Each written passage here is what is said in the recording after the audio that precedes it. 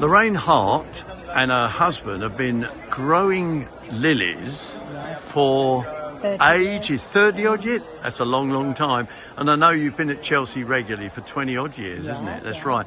Now, you're from Cheshire and you come all the way down here to display your wares. Now, tell us more. Why are lilies so special to you? Because I bet they are, that you've actually set up the nursery. Yeah, when we first started, we didn't know. We've always sold bulbs, all different sorts of bulbs, tulips, daffodils, everything. And then when we wanted to display at the horticultural shows, we decided that we'd display lilies.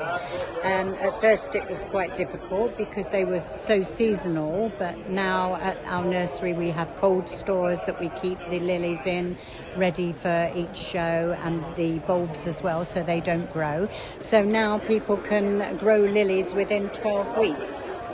So whenever they plant them from a show, they can grow the lilies and they'll be in flower in 12 weeks. That's pretty impressive, isn't it? And there's so many varieties now, so many hybrids of ones without pollen, multi-petals. Do you know, I was going to just ask you about the pollen, because people take them indoors. Pollen drops on the furniture and stains your clothing. So, I mean, are they any better, or has it affected the lily, or is it just you've grown it out? People don't ever touch pollen with your fingers. The moisture on your fingers will always stain your clothes, or if you rub them.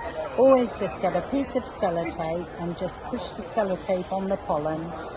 All else fails, use some vanish or something like that. Put it in. If you put it in sunlight, direct sunlight, you put a bit of soap, put it in direct sunlight, it will come off within about half hour to an hour. So it doesn't mean that they're ruined. How many varieties do you do without the pollen on them now? Probably I should think about 15 varieties of the rose lilies without pollen. They're nice in the garden because sometimes you'll know if you've got your lilies in the garden. If it rains, especially white lilies, it stains the petals. The bottom petals, doesn't it? It does, and they don't look so nice. So with the rose lilies, they haven't got any. Pollen. So shall we look at? Yeah. So these are rose lilies. These are rose lily here. This anuska. Rose lily anuska. And that really is. And that doesn't have any pollen. That really is rather lovely, isn't it? Yes, it's beautiful. Beautiful, and they're so fragrant, and you sit on the patio in a lovely big pot and you smell that while you're having your glass of wine or your cup of tea and a biscuit, whatever.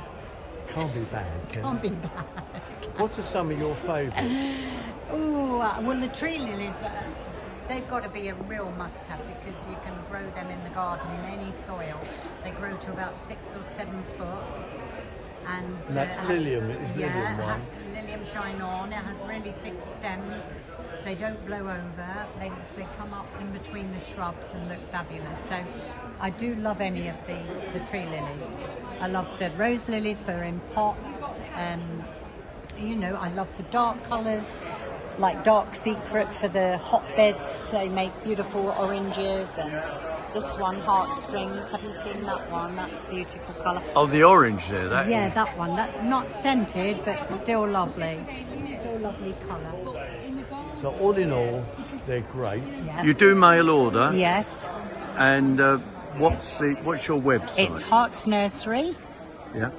.co.uk. Thank you very much for finding the time to talk to me. You're very welcome.